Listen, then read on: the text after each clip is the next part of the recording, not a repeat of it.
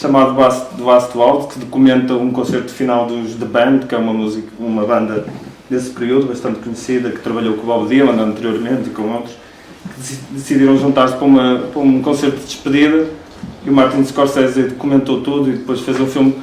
O concerto fez 40 anos agora no Thanksgiving Day, 25 de novembro. O filme foi lançado 2 anos depois, em 78, e portanto o filme passou há pouco na Cinemateca, não foi? Sim, em maio.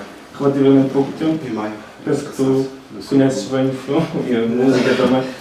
Não sei o que é que podes dizer. Não, eu por acaso tinha só jantar e não revi o filme, ia aproveitar para o rever agora.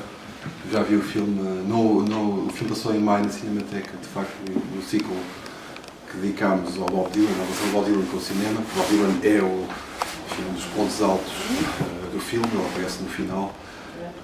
E obviamente a banda, The Band, tem este nome, aliás, por ter sido a banda do Bob Dylan, o Bob Dylan e a banda. Eles, quando se autonomizaram, com uma certa ironia, continuaram a chamar-se da banda só, como se não tivessem nome, era a banda.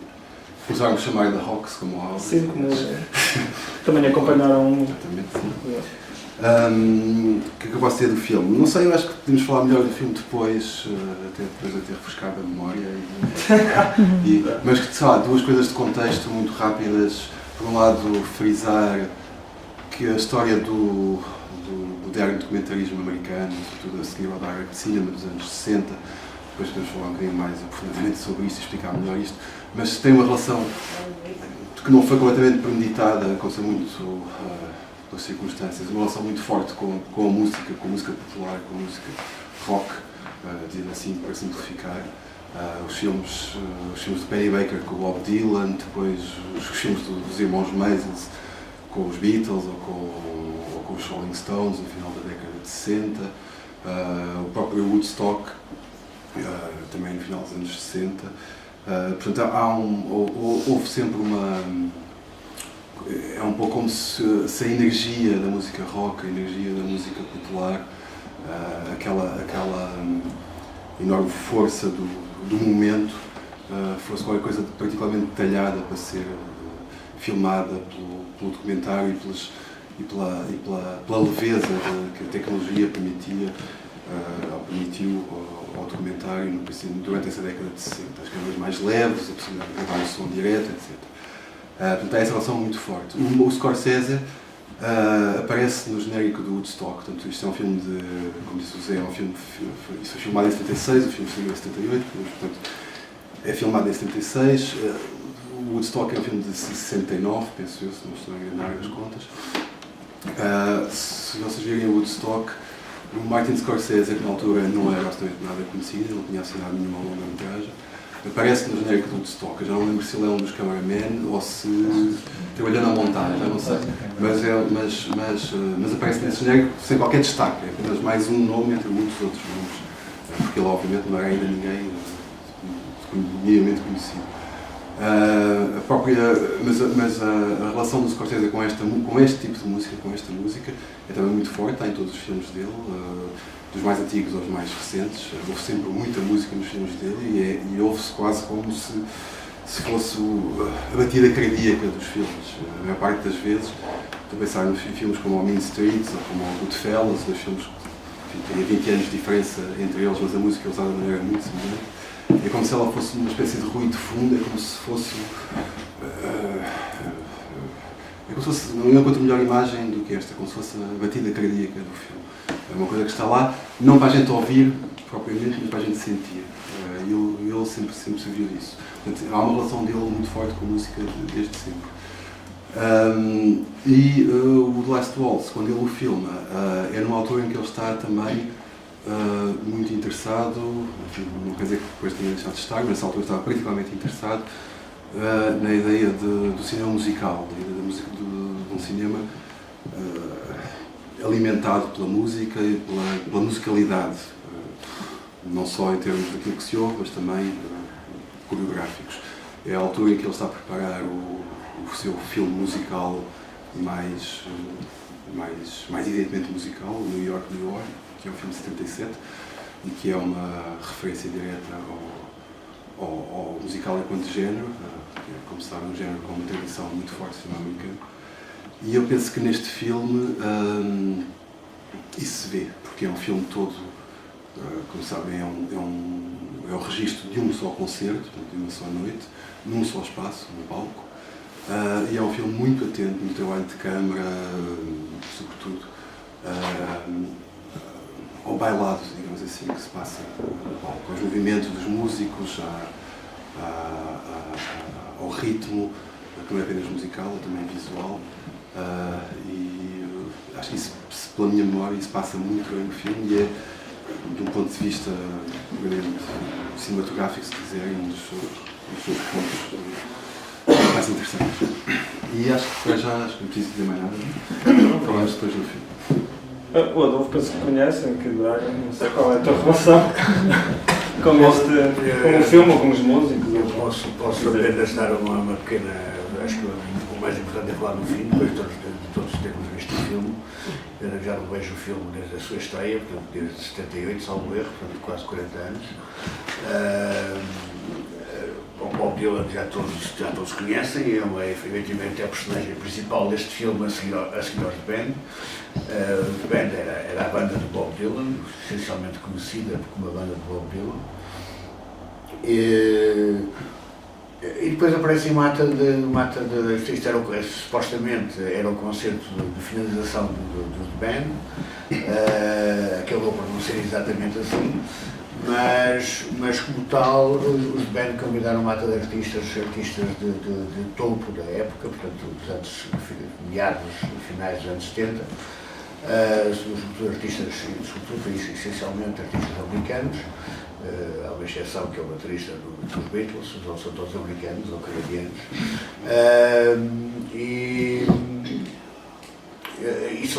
Portanto, vão desfilar aqui, portanto, são artistas com quem os The Band tiveram alguma relação, tirando um dos artistas que aparece, que é o Neil Diamond, que não há nenhuma relação direta da banda com ele, mas há uma relação direta de elementos da banda com ele. Todos os outros são músicos que tocaram com os The Band, ou com os The Band que tocou com eles, de alguma forma. Portanto, há toda uma relação, são do mesmo meio, participaram em discos, portanto, há sempre uma relação qualquer entre eles, entre todos os convidados que aparecem no concerto, que supostamente seria um concerto de despedida, de maneira que eles acharam por bem convidar todos aqueles que tinham feito parte da existência da banda. Não sei, assim, antes de vermos o filme, o que é que poderei dizer mais? Também não vale a pena fazer-vos esperar. Acho que o mais importante é ver o filme. Tá. Obrigado. Lembrar que no final, então, aqui numa salinha, uma pequena conversa sobre o filme, ou sobre música, sobre o que quiser, aqui nesta à esquerda. Boa noite. Obrigado por virem. Nós hoje comemoramos muitas efemérides ao mesmo tempo. O final dos anos 70, quase o primeiro aniversário do Cineclube.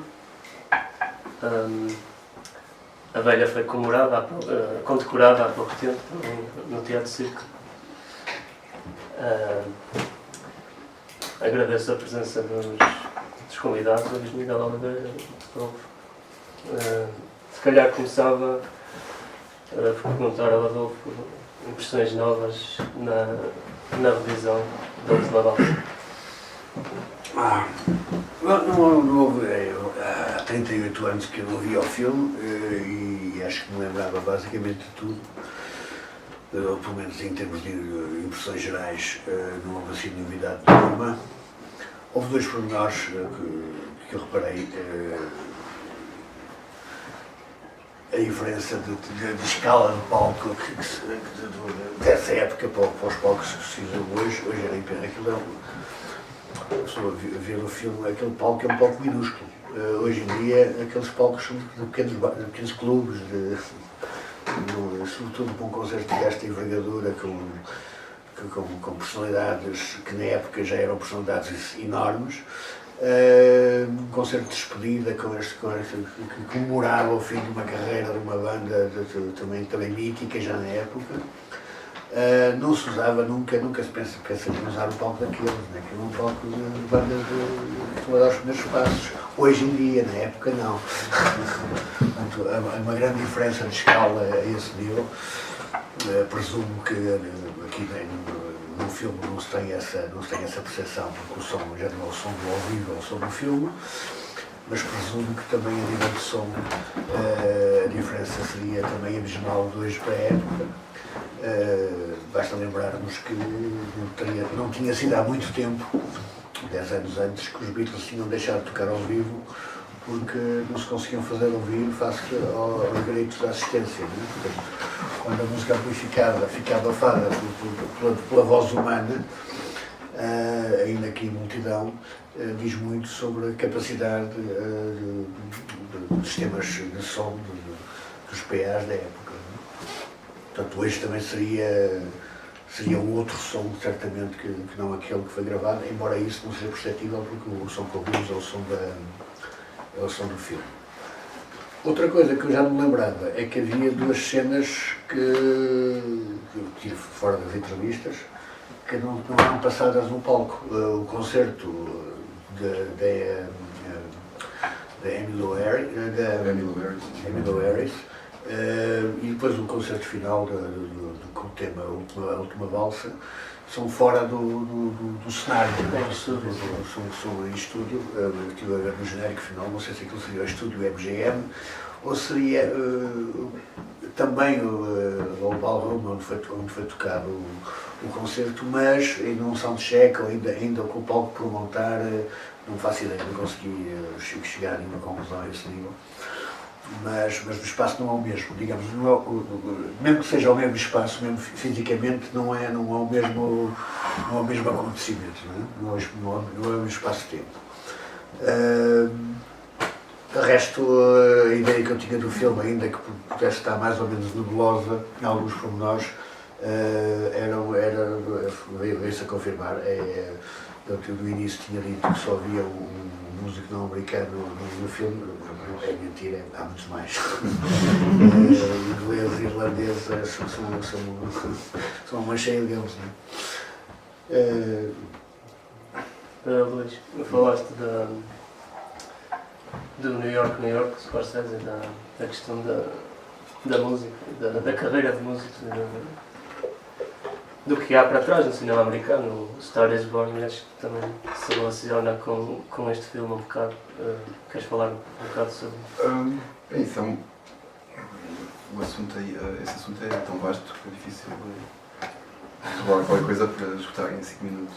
Não é? Uma das coisas que eu pensei a ver o filme agora não tem tanto a ver com essa veia do musical, do cinema musical, com a Star is Born, tem a ver com a comparação deste filme com aqueles dois documentários que são praticamente contemporâneos e também são míticos, do final dos anos 60, o Woodstock, que eu falei há bocado na introdução, e o seu primo do Dark Side, que é o filme dos Beatles sobre o concerto dos Stones em Altamont, o Guinness Shelter. São dois filmes, de certa maneira, enfim, são filmes finais do final da década de 60 e de alguma maneira são filmes sobre a morte dos anos 60, sobre aqueles anos 60 míticos da paz e do amor e dos hippies, etc. E o filme dos Stones, sobre os Stones, ou com os Stones.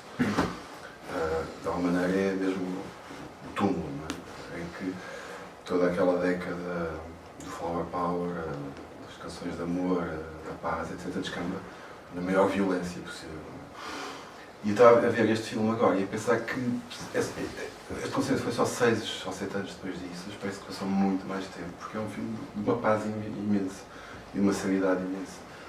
A gente raramente vê o público, que é uma coisa curiosa, aliás. O filme é completamente centrado no palco, não tens muito poucos momentos, está a tentar não dar algum. Eu acho que quando vês o público, vês porque o plano é suficientemente aberto, o plano do palco é suficientemente aberto para o público também caber, mas não tens um plano apenas para o público. E mesmo quando a câmara está nas costas do palco voltada para o público não se vê, porque a iluminação tapa. Há 3 planos de costas, 2 contornos de costas, nunca vês a público. tudo isto para dizer que a gente não vê o público, de facto, mas também o que parece é que já não há muito público para mostrar. A história neste filme já não está do lado da assistência, como estava imenso, quer no Woodstock, quer no Gimme Shelter, onde a importância prestada à assistência é imensa. E é quase se equivale, é sempre como se fosse uma espécie de um campo contra campo constante entre os músicos e as pessoas que estão a ouvir, como se eles fossem tão protagonistas como os músicos.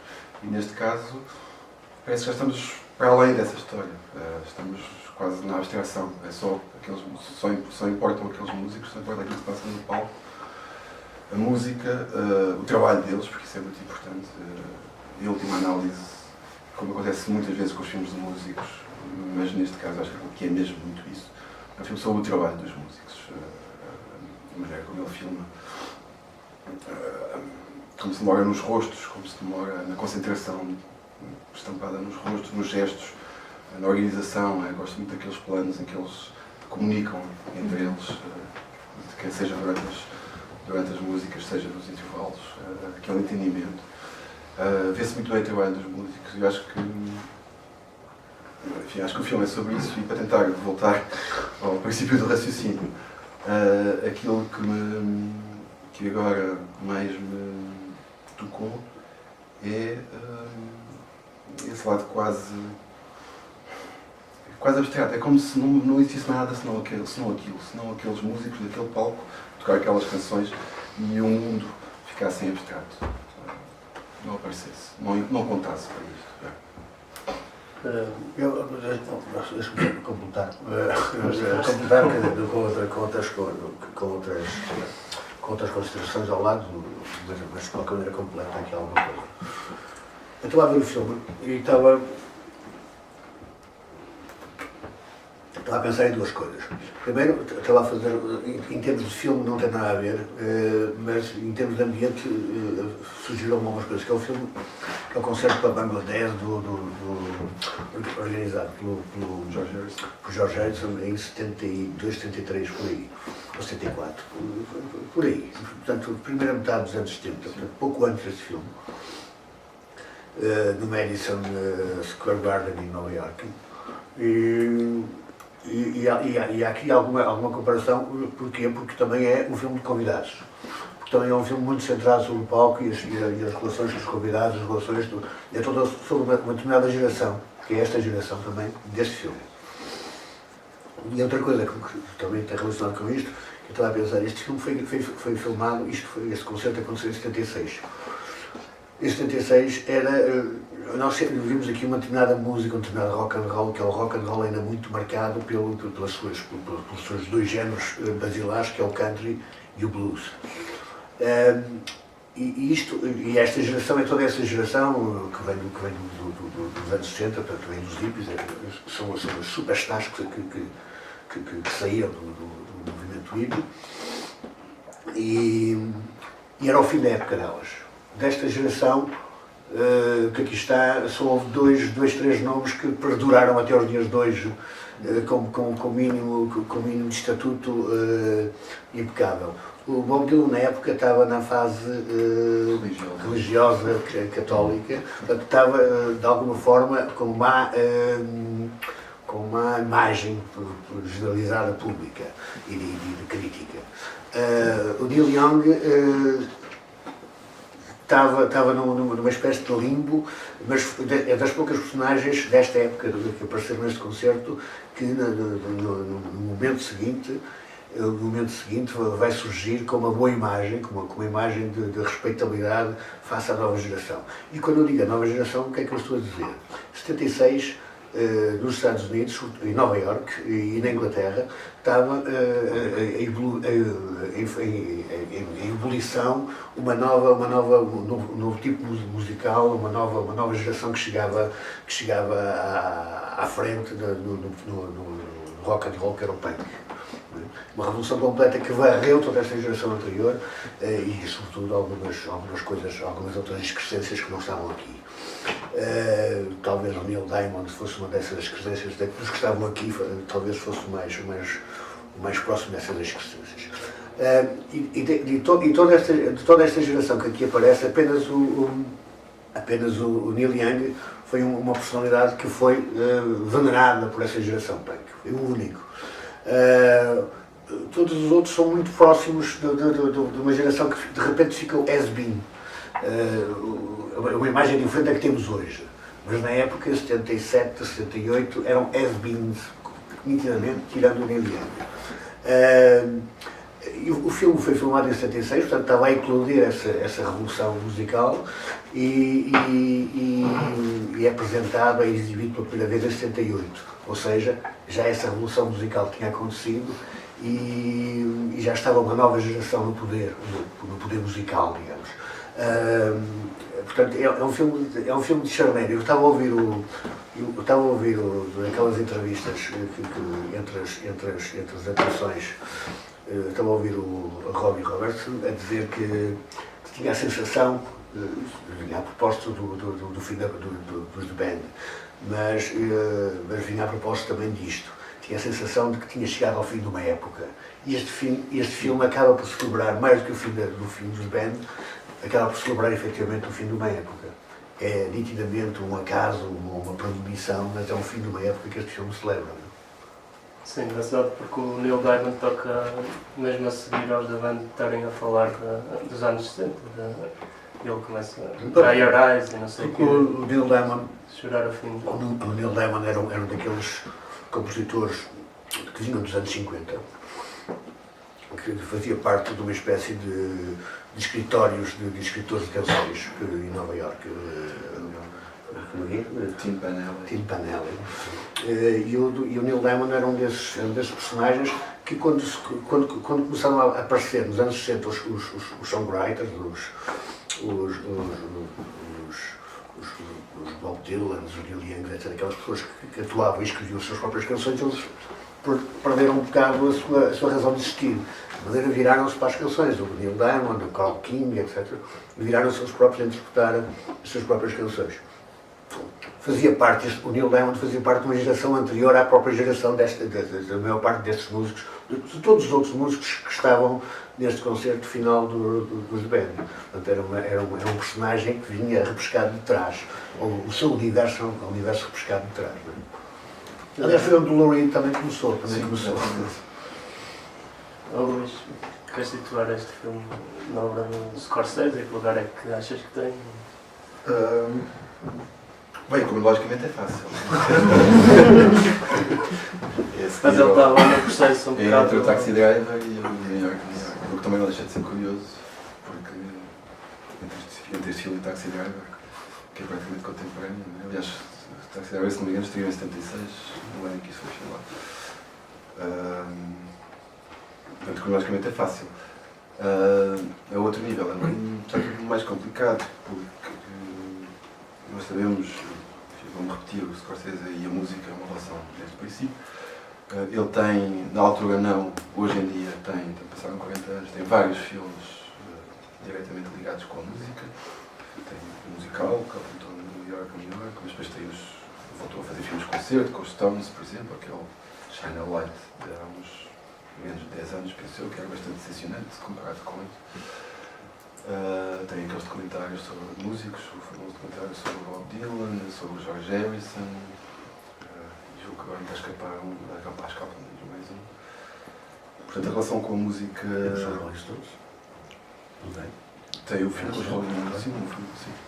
O Shine a Light, é um filme concerto também, que comparado com este, parece bastante mais sujo.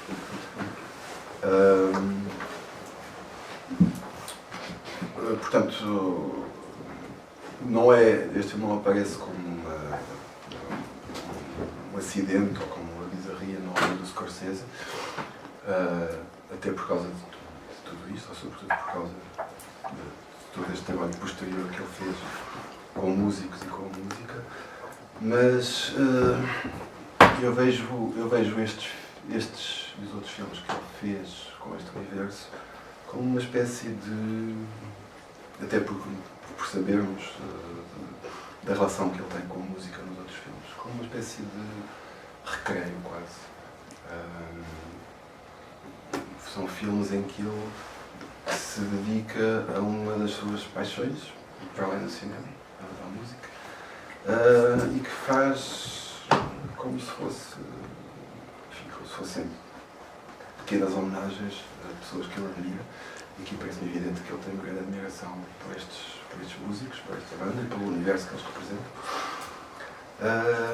E eu penso que é sobretudo isso. Eu acho que é difícil, para mim pelo menos é difícil, não sei se alguém conseguirá fazer, se alguém conseguirá fazer melhor do que eu não consigo, ver aqui uma marca autoral forte, assim, que liga este filme ao Taxi Driver, por exemplo, ou ao Raging Bull. Podemos ir lá pela questão temática, no caso do Raging Bull, agora estamos a falar de... Pode-se pegar pelo brilhar ou à cor do dinheiro. Sim, há este lado, é isso que quer dizer, a questão da passagem de gerações, a questão do fim de épocas que dão lugar a outros e a maneira como as pessoas que vivem esse fim de época lidam com isso, com certeza. Também há um bocadinho disso neste filme.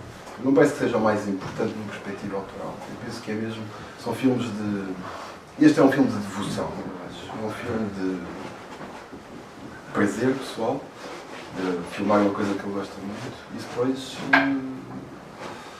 prestar homenagem, enfim, por muito que esta expressão seja um bocadinho, pode ser sempre assim um bocadinho solene e mais, mas penso que é mesmo isso, quer dizer, é um presente que ele deu àqueles músicos. Aliás, reparei agora, não me lembrava, o produtor do filme é o Robbie Robertson, portanto, há ali, não faço ideia como é que foi a relação de trabalho, mas há um envolvimento também dos The Band, via da produção do Robbie Robertson. Ele escolhe as músicas. Salvo erro, a ideia da filmagem, o Scorsese entrou muito depois, no processo. A ideia da filmagem era do Robbie Robertson, por isso é que ele aparece como produtor. A ideia dele era filmar em 16mm, uma coisa mais ligeira, apenas para guardar como documento da banda, o filme final. Inicialmente a ideia era fazer apenas um concerto só com a banda. Depois as coisas. Contactou o Bill Grant, que é o produtor do concerto, numa das salas dele, que era o grande produtor da música nos anos 60. Tinha salas em São Francisco, tinha salas em Nova Iorque, etc. E depois, entretanto, não sei qual era o conhecimento que ele tinha com o Scorsese em termos pessoais ou profissionais. Eu sei que acabou por convidar o Scorsese veio com outras ideias completamente diferentes. Passou imediatamente para os 35mm, trouxe toda uma equipa, disse que queria filmar em grande, acho que fez roteiros para cada uma das músicas, onde é que havia de estar cada cameraman, etc. Isso é evidente quando se vê o filme, é que aquilo tem uma superprodução. Há imensas câmaras, há imensos ângulos de câmara. Isso estava tudo escrito, acho que depois não foi provavelmente seguido, porque aquilo acaba por ser um documentário, portanto a realidade às vezes foge ao entendimento, mas pronto, e foi a partir daí que depois começou a vir a ideia de trazer o Bob Dylan, porque no fim era uma banda de Bob Dylan, já que convidamos o Bob Dylan, convidamos também este, e a coisa começou a crescer e pronto, e deu a última pausa. Se tiverem perguntas, estão à vontade. Eu tenho uma pergunta. Estás a falar, a primeira pergunta que ele pôs, agora que visitaste o filme, o que é que te fez sentir?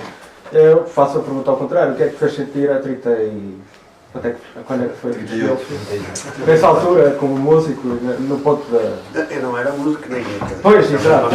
Era mais importante que mas eu há 38 anos não conhecia os Band, portanto, para ir direto ao assunto. Conhecia o Bob Dylan, e quando vi este filme para mim foi a descoberta dos The Band, fiquei a saber que o Bob Dylan tinha uma banda permanente chamada The Band, porque não tinha essa noção. Eu há 38 anos ligava pouco, começava na altura não ligava sequer a música pop rock, não via jazz. Portanto, para mim havia algum conhecimento especial do pop rock ligado a, quando tinha sido adolescente, mas mais ligado ao pop rock inglês, T-Rex e coisas assim. E depois ouvi jazz, comecei a ouvir rock depois, só que o punk, portanto já 77, portanto já não era provavelmente estas coisas para trás, não faziam ainda parte do meu background musical. Comecei depois a descobrir a história do rock and roll para trás, muito depois, né? Já sou a partir dos anos 80, porque até aí estava em cima do acontecimento, para trás não conhecia.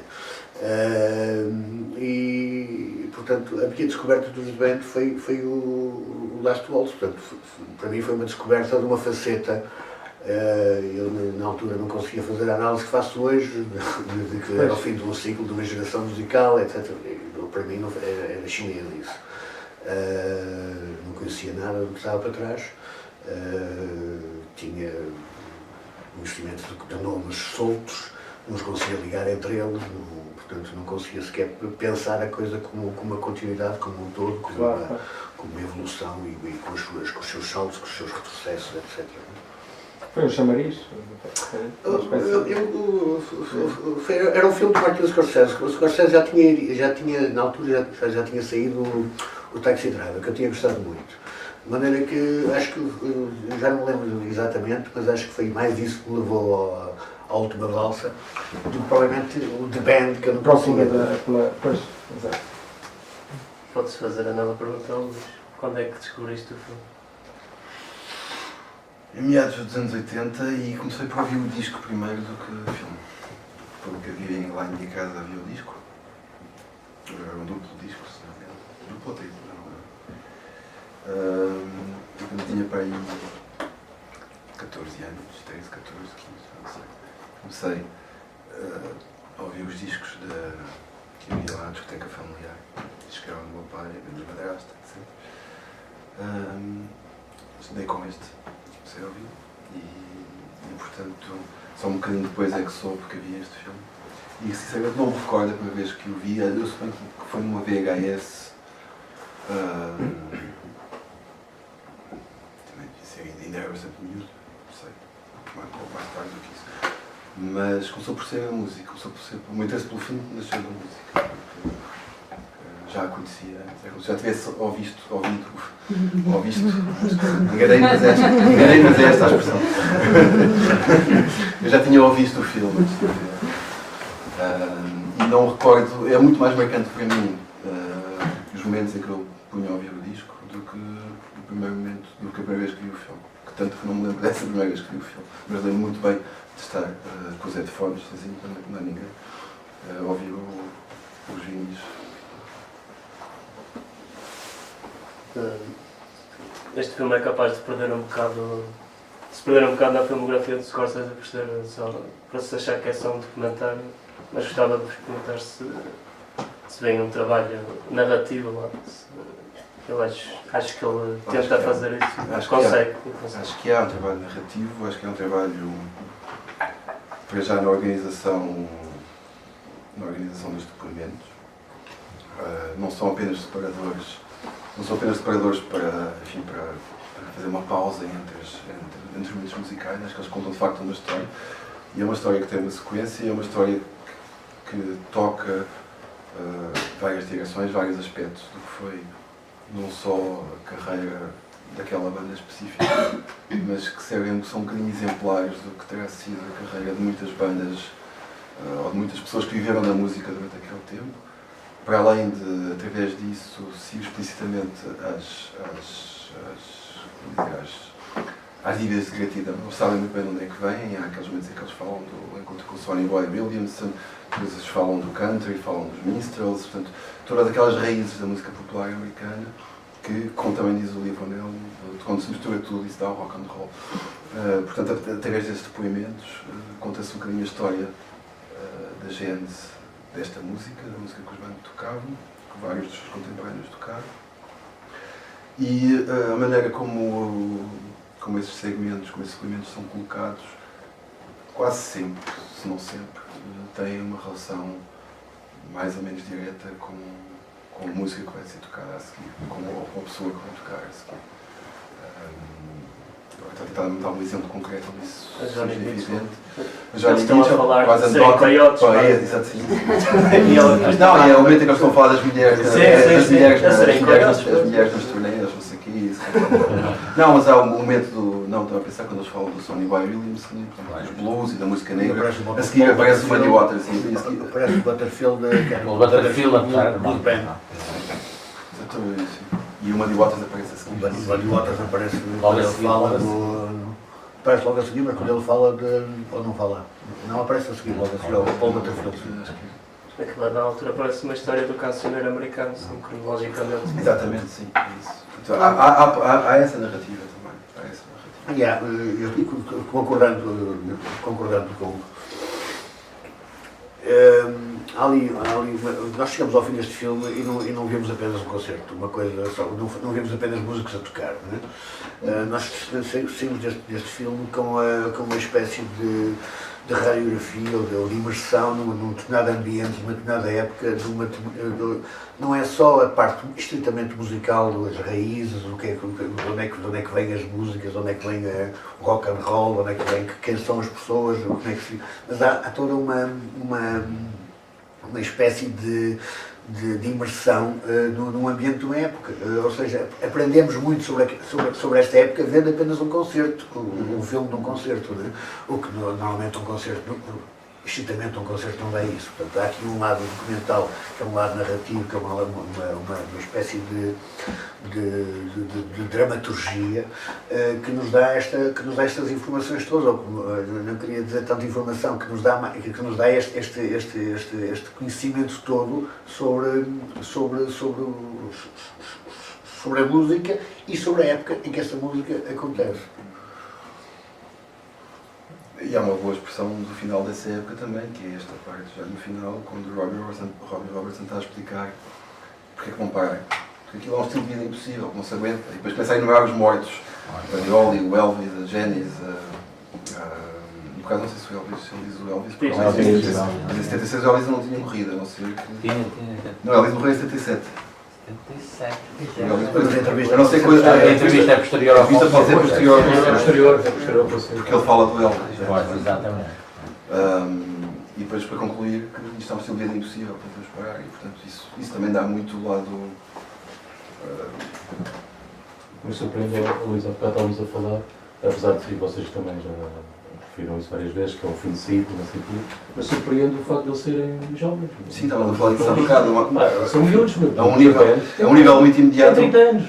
São 30 e tal anos. Não, mas o Propriamente Van Morrison. bem acabados. O Van Morrison tem 31, parece um 40.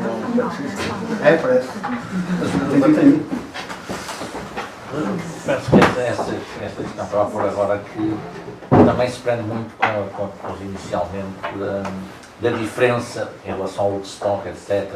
Quer dizer, não é só a questão do momento diferente, é que efetivamente isto é uma narrativa construída, não é? Eu não sabia da questão daquilo, a coreografia toda planificada antes do concerto, não sabia. E a diferença, eu vi isto há 38 anos, na altura no cinema, e revi-o no dia 26, exatamente, numa revista vi que estava a sair a reedição, e fui ver a Wikipédia e era nesse dia, foi no sábado, há 15 dias, nesse dia fazia 40 anos e estivemos a ver, a comemorar exatamente. E do que eu me lembro da altura, a diferença que eu notei, e efetivamente só por essa forma, só por essa via que é possível, é a qualidade da iluminação. Efetivamente, isto era uma iluminação sensacional, muito bem filmado, mas com uma iluminação que só se compreende, quer dizer, se fosse um concerto que foi filmado, não podia ter, digamos, aquele requinte da imagem, de fotografia e de iluminação que eu tenho, efetivamente, que resulta isto efetivamente é uma narrativa. Eu tenho um pormenor engraçado que eu na altura não tinha reparado, que agora tive particularmente, agora que já tinha informação, estive particularmente atento. O filme tem por trás o cenário. É um cenário de um musical que o Bruno Legrand alugou especificamente para criar cenário para o concerto, que não era para o concerto especificamente, era porque o concerto ia ser filmado, portanto, no fundo era cenário para o filme, onde o concerto ia desenrolar-se. Portanto, todo aquele cenário, todas aquelas figuras por trás e não sei o quê, tudo aquilo pertencia a um espetáculo que estava na Broadway, salvo erro, que foi alugado por um dia ou por 2 dias, foi alugado para aquele espetáculo. Aliás, há uma cena. É que o Pão de Abra parece que vamos assistir a uma ópera. Sim. Porque esse cenário é não prático. Há uma cena que só por essa via é que se percebe que não era uma coincidência espantosa, que já não sei que música é que é o Levin Elmo que está a cantar, a tocar na bateria, e está enquadrado entre o Bobby Robertson e o Rick Danko. Quer dizer, aquele enquadramento, isto podia ser uma coincidência espantosa, a música inteira aquilo estar assim, agora percebe-se, quer dizer, tudo aquilo estava, tinha a coreografia toda planificada, ou quase toda. Não é? Por isso é que eu referi há bocado, quando aparecem aquelas 2 cenas que são fora do contexto, Pois, com a Emily Harris e com o Let's Waltz no final, que aquilo pode ser aquele mesmo espaço, mas sim, ainda sem o cenário, ainda sem... Ou já sem. Ou já sem, exatamente. Parece mais E uma há espécie de outra soundcheck. música, o The Wait, Sobretudo a cena Sound com a Emily Harris, parece mais um soundcheck que eles estão a experimentar exato, sim. colocações. Não é? E na outra música, o The Wait, Salver, também não é o mesmo cenário. Eles estão em posição diferente dos outros. The Wait. Eles estão em posição diferente. Mas eles também tocavam muito instrumentos, também pode ser igual. Mas não é só questão de instrumentos, a posição dos músicos é diferente. E acho que tinham outra roupa e tudo. E a roupa é completamente Talvez, diferente. talvez. Porque ali, eu penso que aquilo foi só uma noite, mas aquilo houve vários intervalos. Eles podem ter mudado de roupa, não dizer. Pelo menos houve um intervalo. E depois houve também mudanças com a entrada de músicos convidados, havia pequenas alterações. Houve alterações também derivadas da mudança de posição enquanto músicos, né? O Levon Alves saía da bateria e ia lá o Manuel. Houve algumas alterações a esse nível e isso implica sempre depois alterações também de posicionamento, etc. Portanto, pode ser derivado disso. E, efetivamente, havia alturas em que eles estavam, ou seja, a cena não é sequencial, há coisas que não há raccord, por exemplo, há músicos em que o Robbie Robertson está com o cachecol e a música seguinte já está sem o cachecol, Porque nada garante sequer que a sequência das canções tenha sido a esta. sequência não é esta. Não, começou com a última. Sim, mas eles começam todos. Depois também o baixista umas vezes está de casaco, outras vezes está só de colete, outras vezes volta a estar de casaco. Portanto, há ali umas vezes eles estão muito suados, outras vezes já não estão. E sabendo nós que pelo menos vem nas histórias sobre o concerto, que houve um intervalo a meio, não é? Portanto, aquelas intervenções tanto do Ferlinghetti, que aparecem a meio e depois quase no final do Ferlinghetti e do McClure, dos 2 poetas, foram feitas antes do concerto começar. Não é? Portanto, tudo aquilo não tem a sequência, não corresponde à sequência real. Portanto, poderá ter havido essa mudança de roupas porque estavam muito suados e quando voltaram à segunda parte já tinham com outra roupa, portanto aquilo foi tudo antes.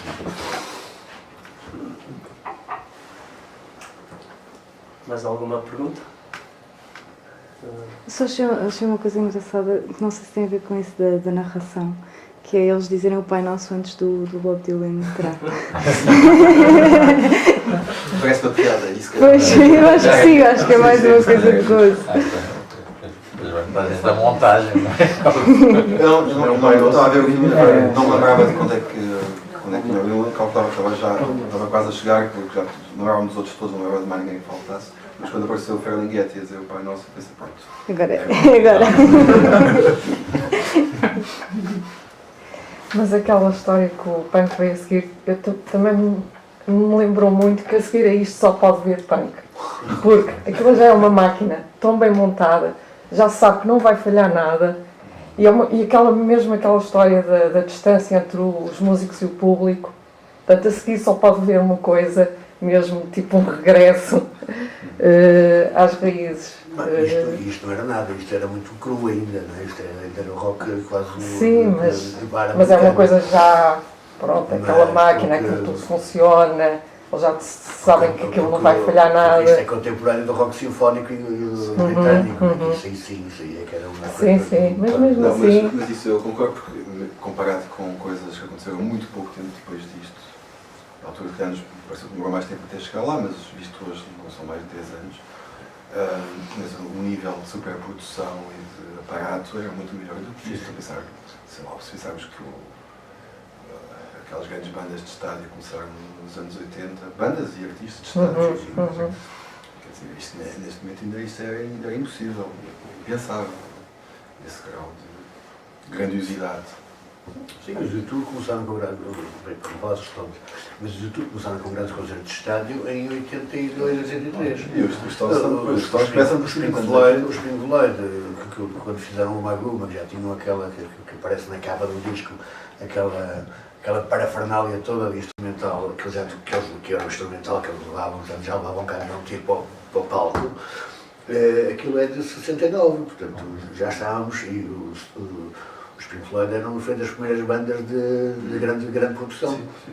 Os Genesis, quando vieram a Portugal em 73, ainda com 75. É quase contemporâneo disto. É quase contemporâneo disto. Já era um espetáculo enorme.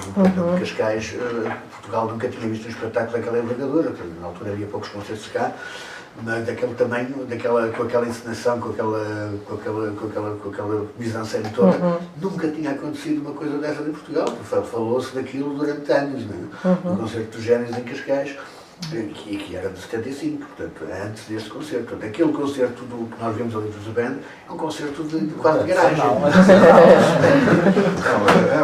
uma coisa quase familiar, não é? Não, aliás, essa organização, acho que ela vê-se muito mais, é muito mais aparente por causa da construção do filme, da realização. Não tanto, digamos, o aparato do concerto em si, que aquilo é uma banda a tocar, praticamente, não é? Eu gostava de fazer a ressalva que vimos uma imagem muito limpinha do filme. Isto, se tivesse mais grão, se calhar dava outra ideia mais selvagem e próxima do punk até. Mas os músicos a tocar, são filmados em grande plano, concentrados no que estão a fazer, tanto faz ser punk, se é outra coisa qualquer. É só entrega. E aqui vês isso. Sim. E há uma coisa que eu gosto imenso, que gosto sempre de ver nos filmes com músicos, que é o suor. Eu gosto de ver as caras suadas, gosto de ver o suor a escorrer. É trabalho. Estou a trabalhar. Fica uma coisa mais orgânica. Não, mas este filme é muito engraçado, porque normalmente é uma coisa que não aparece, já foi isto, que é a cumplicidade, os sinais, a conversa que se estabelece entre os músicos, para além da música, não é? Ou seja, para além da música, não é aquela conversa que se ouve, que normalmente o público não vê, porque está na plateia e uma questão de palco, portanto, a distância normalmente é demasiado grande para se dar conta desse tipo de sinalética, mas que aqui é posto em realce e que efetivamente é a sinalética que faz funcionar toda uma banda e muitas situações.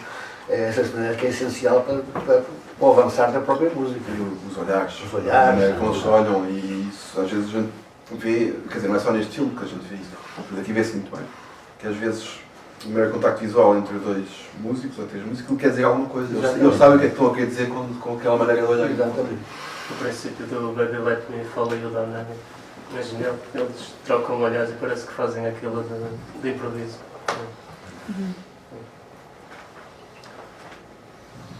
Bom. E às vezes há ali um momento com o Van Morrison, há um momento que ele nitidamente ficou ligeiramente perdido na canção, e vê-se no olhar dele que ele está bem que eu estou. Eu acho que eu estava um bocado perdido em geral, Só na canção. Se não sou fechar os olhos, nem nota que ali não há ali nada fora do sítio. Mas vendo o olhar dele, de repente ele nitidamente sente-se que ele ficou a pairar fora da canção.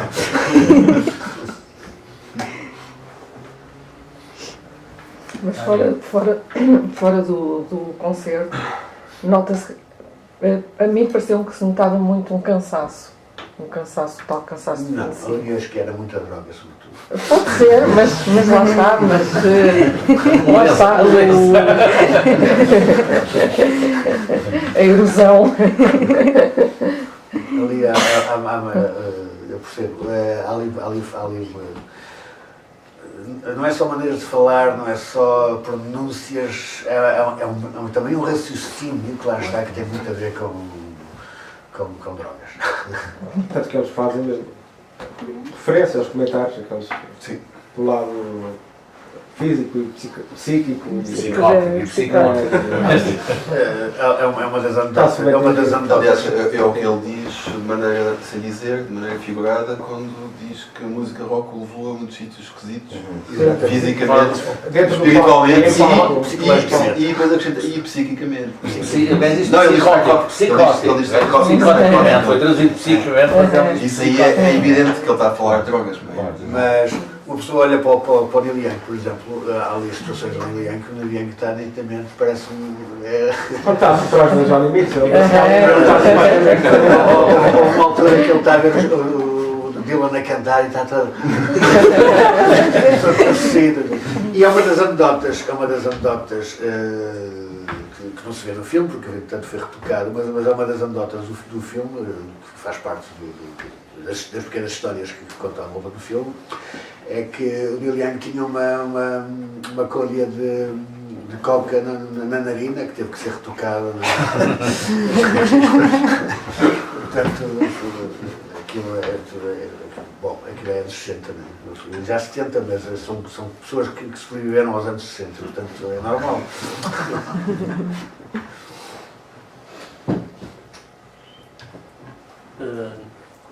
Alguém tem mais uma pergunta? Mais alguma pergunta? Querem acrescentar alguma coisa? Eu só quero agradecer o convite. Fiquei muito contente por vir aqui. Nós é que agradecer. E continuem. Quase como o Neil Young a agradecer.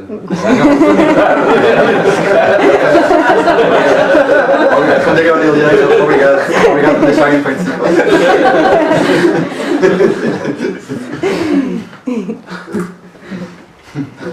Essa cena é...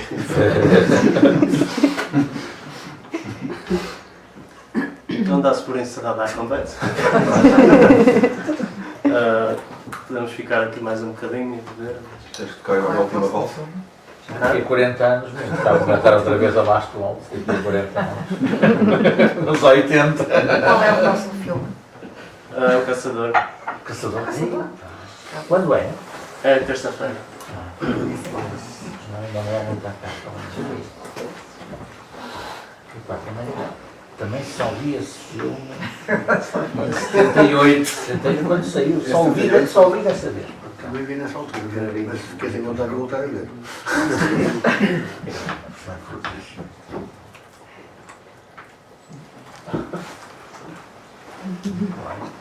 Obrigado.